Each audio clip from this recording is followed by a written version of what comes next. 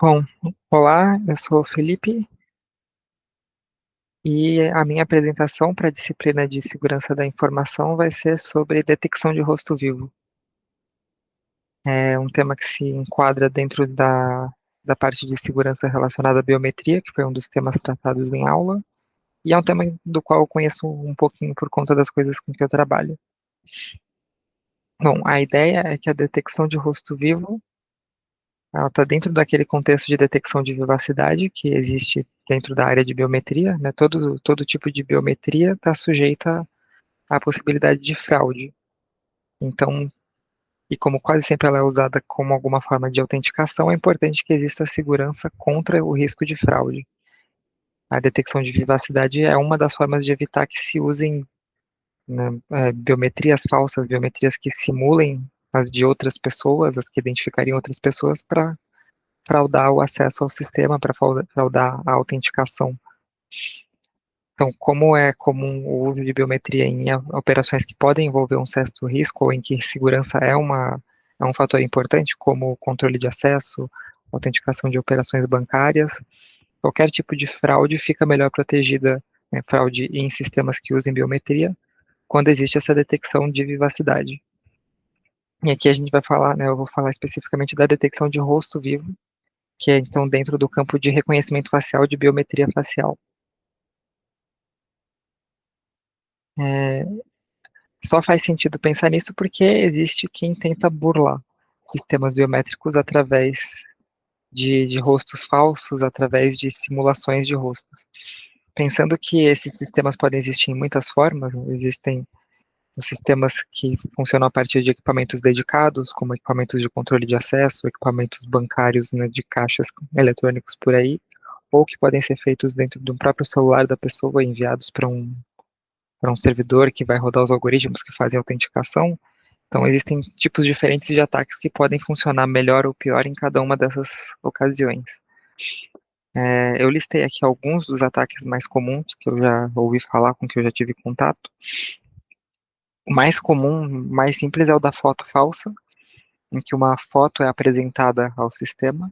É uma fotografia simulando o rosto que não é de um momento real. Tem situação que você vai precisar dessa autenticação no momento em que a pessoa de fato está entrando. Pensando numa situação de controle de acesso, a pessoa vai entrar no ambiente, ela precisa mostrar que é ela mesma e ela pode se autenticar, tentar se autenticar usando uma foto impressa de alguém que realmente teria esse acesso. Ou no caso de um servidor, né, em vez de ela apontar a câmera do celular para si própria, apontar para uma foto de outra pessoa. Então esse é um tipo de ataque bastante comum, inclusive nem sempre a foto é impressa, né, você consegue simular também a foto de outra pessoa através do celular.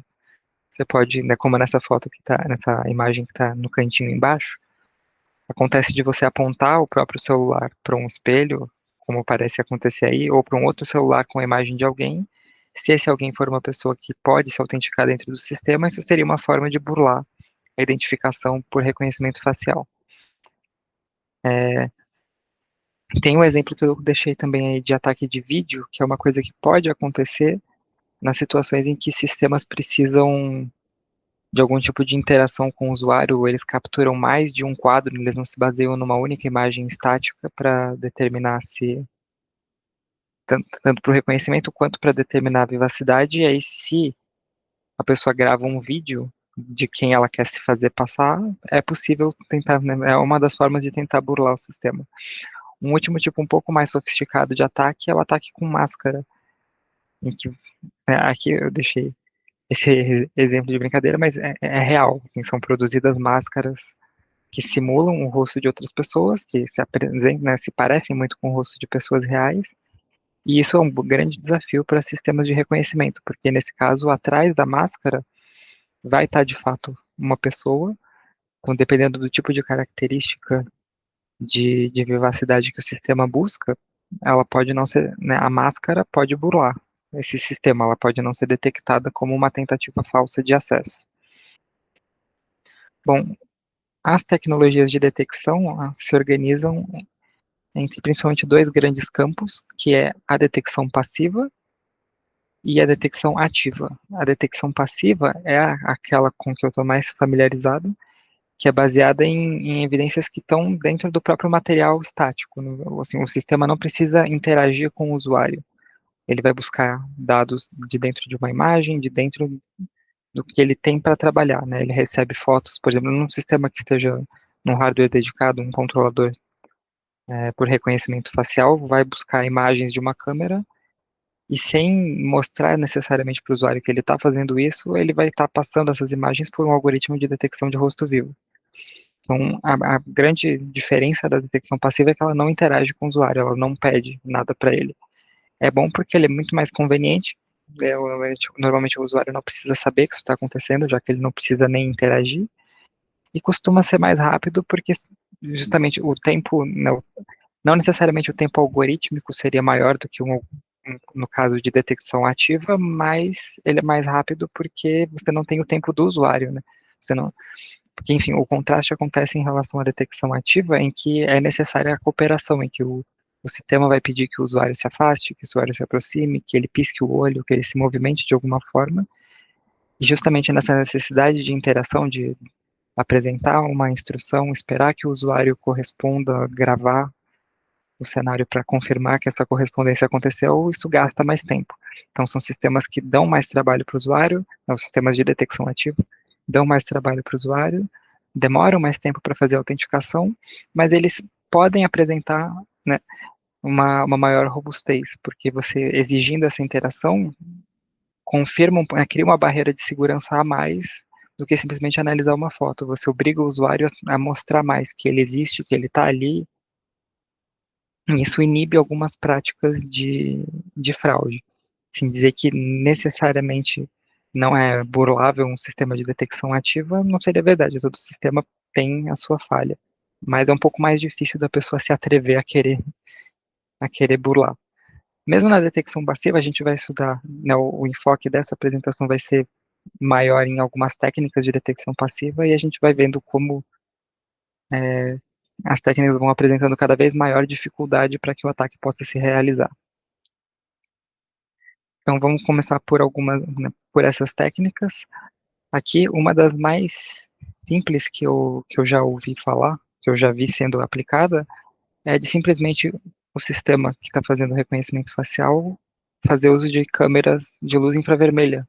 Às vezes não é o tipo de câmera que ele mais precisa, por exemplo, para o reconhecimento facial, mas se ele puder ter uma segunda câmera de luz infravermelha, isso já representa uma barreira, porque o ataque mais simples que alguém poderia realizar para simular um rosto que não é o dela, um rosto que teria acesso, é de simplesmente pegar esse rosto pelo celular e apresentar no sistema de controle.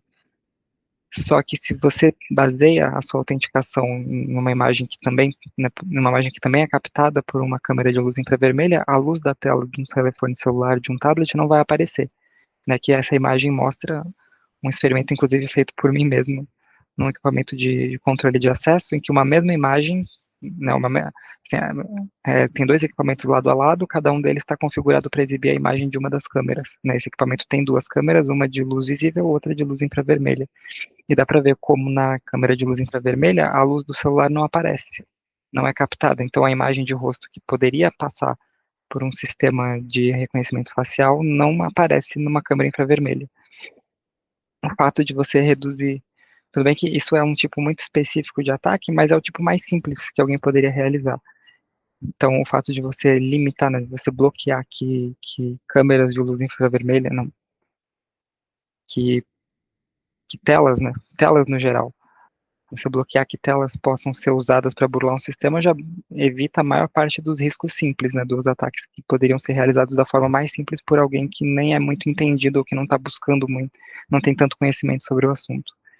Aí aqui eu coloquei como um resumo que ela é forte contra telas emissoras de luz visível, que é bom, porque é o tipo de ataque que seria mais simples para ser realizado hoje em dia, já que todo mundo tem um celular disponível, mas ao mesmo tempo é muito simples. Né? Qualquer outro tipo de ataque não vai ser barrado necessariamente nesse esquema. Então, máscaras né, vão produzir imagem numa câmera infravermelho, rostos impressos também.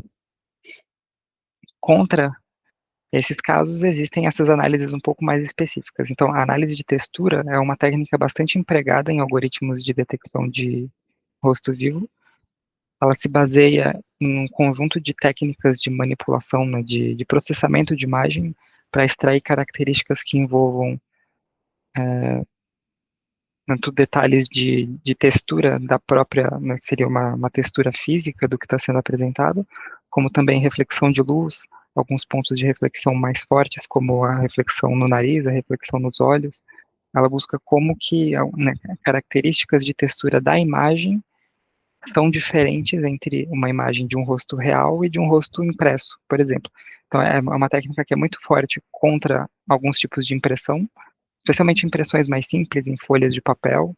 Né, existem alguns papéis especiais que conseguiriam, que conseguem burlar. Na verdade, isso é uma, né, como muitos desses algoritmos que se baseiam em textura são usados, hoje são realizados através dos conhecimentos de aprendizagem de máquina, com redes neurais convolucionais ou algo do tipo. Nesse caso, a rede é treinada para se acostumar com padrões de textura, né? Informações vão sendo apresentadas para ela e ela vai se moldando a isso. Nesse ponto é um pouco menos previsível exatamente o que a rede aprendeu a distinguir, dependendo de como ela é treinada. Então a gente não garante exatamente se é o papel bom ou o papel ruim, né? A impressão de alta qualidade ou de baixa qualidade que vai passar. Eu já vi situações em que sistemas desses eram muito robustos contra fotos impressas em papel fotográfico, em papéis de vários tipos, né, com impressões de alta qualidade, mas que acabavam perdendo, acabavam falhando diante de uma foto impressa em preto e branco numa folha de papel sulfite. Nos casos de algoritmos que não são feitos necessariamente baseados em inteligência artificial, que são um pouco mais determinísticos, como você tem um controle maior das características que estão sendo buscadas na imagem, dá para ter um controle um pouco maior de que vão ser evitados casos de fraude por textura. Mas ainda assim, todo algoritmo vai ter seus pontos de falha. Aqui em resumo, então ele é bom contra telas digitais, porque da mesma forma que uma folha impressa, uma tela digital também não tem a mesma textura de um rosto de verdade. Não vai produzir uma imagem com a mesma textura. Mas ele pode perder para alguns tipos de impressões de rosto e para máscaras, se a máscara tiver também uma textura realista. Um dos principais pontos que algoritmos assim ajudam a detectar é a falta de tridimensionalidade no rosto. Mas isso mais para frente vai ser, né, a gente vai pensar em técnicas que pensam nesse fator. Uma próxima técnica que também também é importante é a análise do contexto da imagem. Ela é muito boa porque ela também serve para retirar da possibilidade de ataque um ataque que seria mais básico, que é esse, né? Dessa imagem dá para ver um rosto impresso numa folha sulfite. Uma característica muito marcante de um rosto impresso dessa forma, né, de um ataque, uma tentativa de ataque simples, é que você tem a beirada da folha destoante do fundo da foto. E não só destoante em padrão de cor ou de textura, né, de forma da imagem, né, você vê que a parede é uma cor creme com alguns tipos de traços que a folha sulfite não tem, que não são acompanhados pela folha. Mas a própria reflexão de luz é diferente. Então, a análise de contexto busca por essas alterações bruscas que vão estar na região entre a beirada do rosto e o fundo, né? Então, seria buscar uma região em torno do rosto e dentro dela mudanças muito bruscas que deem a entender que existe uma folha ali, né? Que não é só o rosto com o fundo. É uma técnica que pode ser poderosa contra, porque ela evita alguns ataques mais simples, de uma simples impressão, mas ela perde muito rápido no caso do rosto ser recortado, né? Aqui embaixo a gente tem duas fotos também de um rosto impresso recortado e de um painel, né? Esse aqui seria um painel metálico com uma foto de uma pessoa impressa nele. Não dá para, né, a gente olhando para essas imagens também, principalmente para essa da embaixo à esquerda, não dá para distinguir tão bem que não é uma pessoa de verdade. Então é um desafio um pouco maior para um sistema de detecção de rosto vivo. Aqui a gente começa a trabalhar com técnicas que exploram a tridimensionalidade. Então, o caso da paralaxe em multimagem é um esquema que eu já vi sendo empregado, que aproveitando-se da situação de você conseguir instalar mais de uma câmera, que pode ser, por exemplo, aquele caso da câmera infravermelha e da câmera colorida, ou outros exemplos, né, uma sala controlada com 3, 4 câmeras, Enfim, se aproveitando de um cenário em que você tenha mais de uma câmera disponível, você consegue buscar a mesma imagem, né, imagens sincronizadas do rosto, imagens do rosto que tenham sido buscadas mais ou menos no mesmo momento e usar elas para tentar entender se existe algum tipo de profundidade na imagem. Né?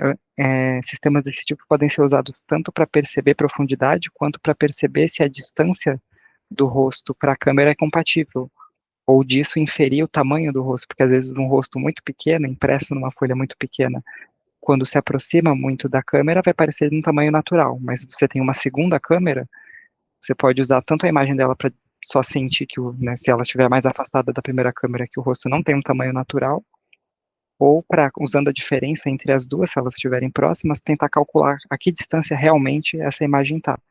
Se a distância dela for compatível com o tamanho do rosto que você está vendo, isso significa que tem uma chance desse rosto ser verdadeiro. Se não, ele pode ser um rosto falso.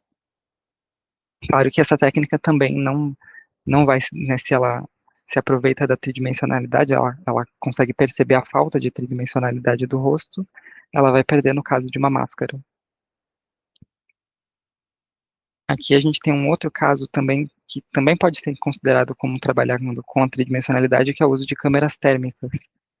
Mas além de você conseguir perceber profundidade, ela tem a vantagem de que é, temperatura é uma coisa que já indica algum nível de vivacidade.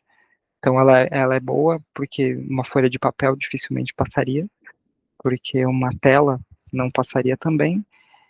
E aqui, se forem notar, eu coloquei tanto que ela é forte contra máscaras e fraca contra máscaras, porque depende um pouco de que tipo de máscara está sendo usada. Né? Se é se através da máscara a câmera térmica conseguir perceber o rosto da pessoa que vestiu essa máscara, talvez ela indique que é um rosto vivo, mesmo não sendo mesmo sendo uma tentativa de fraude. Mas dependendo do material da máscara, pode ser que isso provoque uma alteração que, se o algoritmo for capaz de perceber, a máscara acaba rejeitada também. Um ponto negativo desse tipo de abordagem é a necessidade de usar um equipamento mais específico, né? Assim como no caso da infravermelha, a gente falou da necessidade de uma câmera infravermelha que nem todo o sistema vai ter disponível, aqui também uma câmera térmica não só é mais difícil de estar disponível, como é mais cara. Então é o tipo de abordagem que nem todo o sistema de detecção de reconhecimento facial e detecção de rosto vivo vai poder usar. Um outro caso ainda mais específico, mas é uma tecnologia que eu já ouvi falar, não cheguei a ver sendo empregado, é o da projeção de pontos, que é uma técnica de você ter que se baseia num projetor que espalharia pontos com uma projeção em infravermelho sobre a superfície, né, sobre a cena que a câmera vai observar. Esses pontos estão igualmente espaçados no projetor, mas por conta da profundidade da cena, a câmera vai capturar com distâncias diferentes. E é justamente a relação entre essas distâncias dos pontos na imagem que a câmera enxerga que vai conseguir perceber alguma profundidade na imagem e, através da tridimensionalidade, confirmar que não é uma foto impressa, que não é, que é tem chances de ser um rosto de verdade. Então, da mesma forma que no caso anterior, ela vai ser forte contra telas digitais, contra rostos impressos, porque eles são lisos, e ela pode ser forte contra alguns tipos de máscara, mas normalmente, né, se for uma máscara que se amolde bem ao rosto e tenha profundidade, também é uma técnica que não vai se proteger contra esse caso. Assim como no caso da câmera térmica, ela também tem uma desvantagem talvez até maior pela especificidade desse tipo de técnica, que é você precisar de um hardware específico que consiga projetar esses pontos e de uma câmera que consiga captar, porque não é interessante que esses pontos sejam projetados em luz visível, né? Isso seria incômodo para um usuário. Então, a técnica, na forma como eu ouvi dizer que é empregada, é uma projeção de pontos em infravermelho que dependeria de uma câmera infravermelha também para captar. Aqui, só um comentário a respeito da detecção ativa, né, de algumas técnicas. Já comentei um pouco antes que o mais comum é que sistemas que trabalham com isso interajam com o usuário pedindo para que ele pisque os olhos, para que ele movimente o rosto para os lados, ou para cima, ou para baixo. É bastante comum o caso de pedir para que o usuário se aproxime ou se afaste da tela. Né, vários aplicativos de autenticação online, alguns de compras, alguns de autenticação bancária, fazem esse passo, né, de você apresenta o rosto uma primeira vez, depois ele pede que você se aproxime ou se afaste, que ao mesmo tempo significa observar o seu rosto a uma distância diferente, o que traz mais informação biométrica para o algoritmo, mas também pode estar por trás disso algum nível de detecção de rosto vivo ativo, porque ele pediu que você modificasse a sua posição e você atendeu. Então, é mais um sinal de que existe alguém de fato ali, e a forma como o rosto vai se modificar pela forma como a luz chega nele a uma distância diferente, ou a mudança de expressão que pode acontecer né, sendo uma pessoa realmente viva, né, uma pessoa de verdade olhando para a câmera, já traz informações a mais que ajudam a confirmar essa vivacidade do usuário. Aqui pensando um pouco sobre a qualidade, né, existem muitas técnicas, existem muitos algoritmos, como que se define exatamente se eles são bons ou não? Bom, todo algoritmo de detecção de rosto vivo é necessariamente um algoritmo que em algum momento vai ter que dar uma nota, uma probabilidade do quanto ele acredita, com base em todos os critérios que ele avaliou, que o rosto para qual ele está olhando é um rosto de verdade ou não, é uma tentativa legítima de acesso ou não.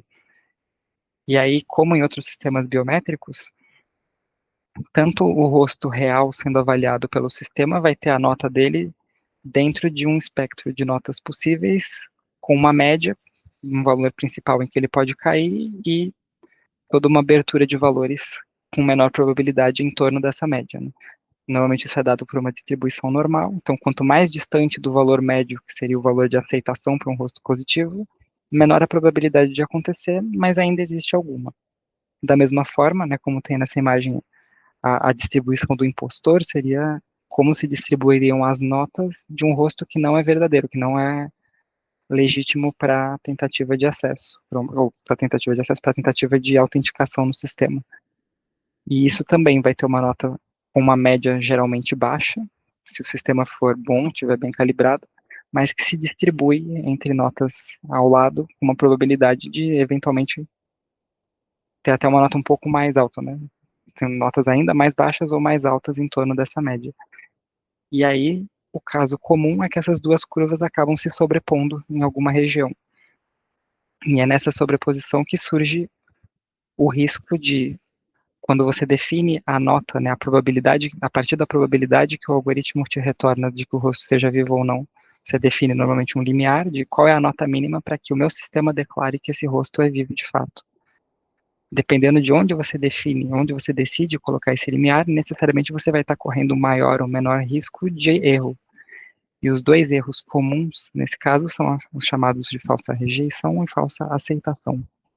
A falsa rejeição é aquela que acontece quando um rosto legítimo se apresenta ao sistema, não um rosto vivo, no caso, o rosto de um usuário válido, sendo ele próprio que está se apresentando, né, não uma fotografia dele, e o sistema rejeita. Ele acaba recebendo uma nota ruim, uma nota abaixo do limiar. O caso de falsa aceitação é aquele contrário em que você apresenta um rosto ilegítimo, uma fotografia, uma máscara, um caso em que não é um acesso de fato da pessoa, e ele acaba sendo aprovado pelo sistema. Então, normalmente, sistemas de biometria, no geral, têm que lidar com esse tipo de problema, eles sempre correm algum risco de erro, você vai escolher, quando faz a sua calibração, qual dos tipos de erro você quer minimizar. Necessariamente, se você joga limiares, valores de limiar, né, exigindo notas mais altas de confirmação, você diminui o risco de falsa aceitação, mas aumenta o risco de falsa rejeição e vice-versa. Né? Mais para frente eu coloquei uma pequena discussão sobre isso, que isso, no fundo, chega a uma discussão entre o quanto o seu sistema está disposto a ser seguro contra o quanto ele é conveniente para o usuário. Né? É um equilíbrio que tem que ser buscado entre usabilidade e confiabilidade. Normalmente, uma das formas que se usa para fazer comparação entre algoritmos é o cálculo ou a construção dessa curva chamada ROC, que é a curva característica de operação do receptor. A ideia dessa curva é fazer uma comparação a partir da variação desse limiar, né, dessa nota de corte que vai ser usada no sistema, como que o sistema responde. Né? Você oferece para ele um conjunto de dados, um conjunto de rostos verdadeiros e falsos, e com base em notas, ele vai fornecer, né, o algoritmo vai retornar as notas que ele acredita serem as setas para cada um desses rostos, E aí, com base no limiar, em valores diferentes de limiar, você vai medir como que ele respondeu, né? Quanto por cento ele acertou ou errou em relação considerando os dois tipos de erro possíveis. Então aqui a gente tem no eixo das abscissas a taxa de falsos positivos, que é o quanto o sistema errou, o quanto ele aprovou um rosto que não era legítimo, e na ordenada está a taxa de verdadeiros positivos, que aqui está meio que como, ela está cumprindo o papel de oposto do que seria a taxa de falsos negativos, né?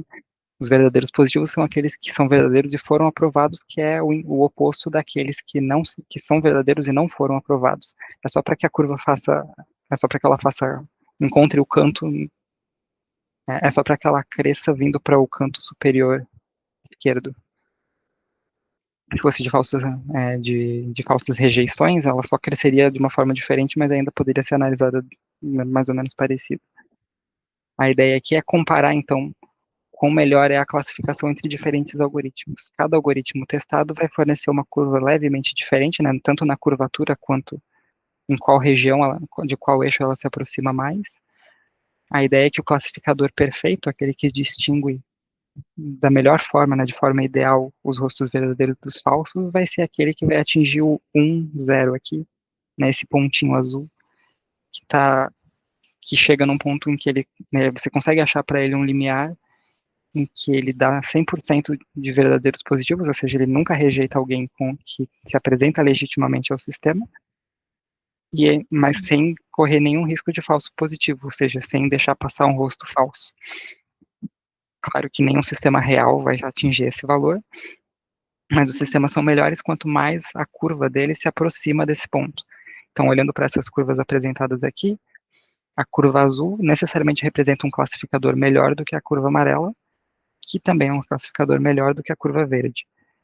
Essa curva tracejada em vermelha está representando o que seria o classificador aleatório, que é aquele que não dá nenhuma garantia de acerto ou erro.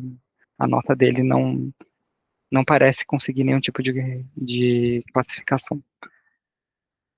Aqui a gente tem uma visualização gráfica de como que essas médias, né, aquelas médias das curvas de probabilidade estão relacionadas com o resultado da curva ROC. Então aqui vendo o que seria o classificador aleatório, dessa curva vermelha, ele está representando aquele caso em que tanto a probabilidade da nota, tanto a probabilidade da nota que vai ser dada para um rosto legítimo quanto para o ilegítimo são curvas que praticamente se sobrepõem por inteiro. Então, realmente, a nota pode vir em qualquer valor sem você conseguir distinguir verdadeiros e falsos rostos. À medida que surge um pouquinho de separação nessa curva amarela, essa é a curva realista, né, a curva se aproxima um pouco mais daquele canto ótimo, se afastando do caso aleatório, apresentando um valor real. Normalmente curvas vão estar nessa disposição da curva amarela. O caso perfeito é aquele em que as duas possibilidades de rosto verdadeiro e falso são totalmente disjuntas, e aí você tem a curva que atinge o cantinho perfeito, em que todos os verdadeiros são positivos e todos os falsos são negativos. Aqui uma última discussão sobre a aplicabilidade dessas técnicas. Como eu já tinha adiantado, existe essa relação entre conveniência e segurança, que é um sistema que utiliza um limiar muito alto, necessariamente vai bloquear mais rostos do que ele deveria. Você faz uma opção maior por segurança, então você está correndo um maior risco de ter uma alta falsa rejeição, em troca de de uma menor ou quase nula falsa aceitação. Por outro lado, se você diminui as notas, né, diminui a restrição do seu algoritmo, você pode estar melhorando a taxa de falsa, diminuindo a taxa de falsa rejeição, mas correndo o risco de aumentar a falsa aceitação. Aí qual deles é melhor?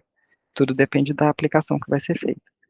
Então, existem aplicações em que você vai privilegiar a conveniência, que você precisa que o usuário tenha acesso rápido ao sistema, então você aumenta um pouco o risco de falsa aceitação. Onde que isso é conveniente? Por exemplo, na autenticação que desbloqueia a tela do próprio telefone. Poucas pessoas que não o próprio usuário vão ter acesso àquele telefone, então não é tão provável que um rosto falso se apresente a ele e seja aprovado. Nesse caso, não é tão preocupante você correr um pouco mais o risco de falsa aceitação, porque a falsa rejeição seria muito ruim, ela comprometeria a usabilidade de uma coisa que vai ser usada com muita frequência. Por outro lado, né, no caso de um acesso à conta bancária, segurança é muito mais importante do que usabilidade. Então, é mais importante você restringir o acesso, correndo o risco, né, e diminuir ou quase anular o risco de falsa aceitação, correndo o risco do usuário ter que repetir a operação algumas vezes até que ele seja aprovado. Inclusive, essa é uma situação frequente em casos de aplicações que a gente executa no próprio telefone, né? Em tecnologias de reconhecimento facial, de, por exemplo, lojas de venda online, né, que você precisa se autenticar, ou o caso do GovBR, que também é um sistema que usa reconhecimento facial, é comum que usuários tenham dificuldade de acessar. Ou seja, mesmo sendo o próprio rosto, né, sendo apresentado para a câmera, o sistema rejeita várias vezes, porque é um sistema que buscou privilegiar a segurança contra a usabilidade. A usabilidade dele não é tão boa, você precisa repetir a operação com algumas vezes até dar certo. Em troca, ele está garantindo que o risco de falsa aceitação seja muito pequeno. E, inclusive, esse é um fator importante também para o tipo de tecnologia que vai ser empregado. O ambiente onde vai ser coletado esse dado facial, né, essa informação biométrica, interfere no tipo de sistema que você vai criar. Porque se o dado vai ser coletado do telefone da pessoa, o desafio de tecnologia é diferente daquele de um equipamento dedicado. No equipamento dedicado, você tem controle total sobre o hardware, você tem controle sobre a informação que trafega nele, sobre o que vai ser exposto ou não, você pode escolher os melhores algoritmos de segurança de rede para ele enviar essas informações para algum outro serviço. No caso de um telefone, o telefone é pessoal do usuário. Então, a forma como vai ser trabalhada tanto a autenticação facial quanto a detecção de rosto vivo vai depender de outros tipos de protocolos, de outros tipos de preocupação. E aqui eu listei três cenários diferentes em que, né, a forma da análise vai ter que ser feita diferente, que é o algoritmo em nuvem, em que praticamente o, o coletor, né, da face funciona só como um coletor, ele não processa nada. E aí, se for um celular pessoal, por exemplo, ele é um sistema que está inteiramente sob controle do usuário, do ponto de vista físico. Então, o seu software que vai fazer a coleta vai ter que estar muito bem protegido para evitar tipo, né, as fraudes que a gente apresentou que eu apresentei no começo dessa apresentação. Já é diferente o cenário em que a captura é feita no equipamento dedicado, como num equipamento de controle de acesso dessa imagem aqui. Quem fabrica o equipamento tem um pouco mais de controle de quais outros tipos de software vão estar rodando nele, e com isso consegue ter um controle maior sobre a segurança desses dados, sobre o tipo de exposição a que eles vão estar sujeitos. Né? Um fator importante aqui, por exemplo, é a câmera. Um equipamento dedicado, o fabricante escolhe que câmera vai estar, ele escolhe se vai ter infravermelho ou não, se vai ter uma câmera de calor ou não. No caso do celular, é o fabricante do celular e não do sistema de reconhecimento que vai pensar nisso.